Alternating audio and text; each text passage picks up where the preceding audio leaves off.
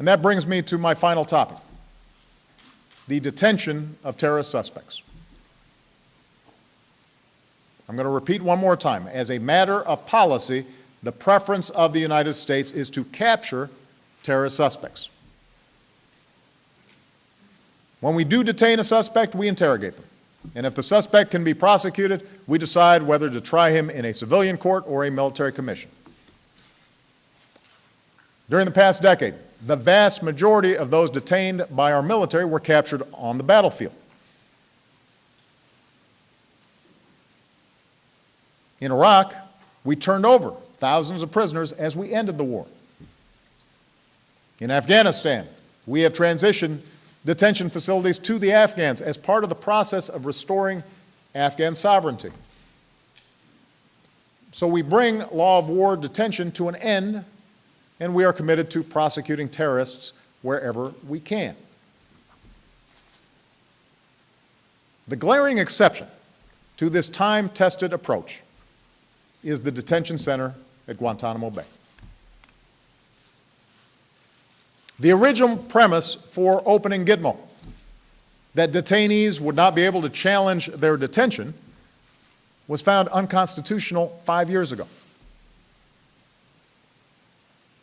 In the meantime, Gitmo has become a symbol around the world for an America that flouts the rule of law. Our allies won't cooperate with us if they think a terrorist will end up at Gitmo. During a time of budget cuts, we spend $150 million each year to imprison 166 people. Almost $1 million per prisoner.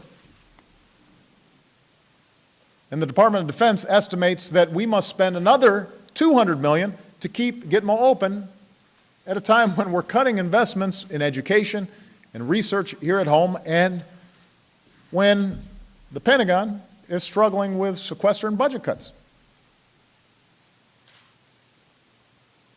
Now, as president, I have tried to close Gitmo. I transferred 67 detainees to other countries before Congress imposed restrictions to effectively prevent us from either transferring detainees to other countries or imprisoning them here in the United States. These restrictions make no sense. After all, under President Bush, some 530 detainees were transferred from Gitmo with Congress's support. When I ran for president the first time, John McCain supported closing Gitmo. This was a bipartisan issue.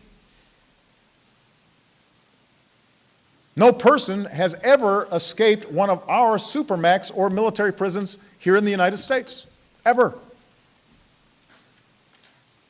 Our courts have convicted hundreds of people for terrorism or terrorism-related offenses, including some folks who are more dangerous than most Gitmo detainees. They're in our prisons. And given my administration's relentless pursuit of al-Qaeda's leadership, there is no justification beyond politics for Congress to prevent us from closing a facility that should have never been opened. Even after we take these steps, one issue will remain, which is how to deal with those Gitmo detainees who we know have participated in dangerous plots or attacks, but who cannot be prosecuted, for example, because the evidence against them has been compromised or is inadmissible in a court of law. But once we commit to a process of closing Gitmo, I am confident that this legacy problem can be resolved, consistent with our commitment to the rule of law. And I know the politics are hard. But history will cast a harsh judgment on this aspect of our fight against terrorism and those of us who fail to end it. Imagine a future, 10 years from now, or 20 years from now, when the United States of America is still holding people who have been charged with no crime on a piece of land that is not part of our country. Look at the current situation, where we are force-feeding detainees who are being held on a hunger strike. I'm willing to cut the young lady who interrupted me some slack, because it's worth being passionate about. Is this who we are? Is that something our founders foresaw? Is that the America we want to leave our children? Our sense of justice is stronger than that.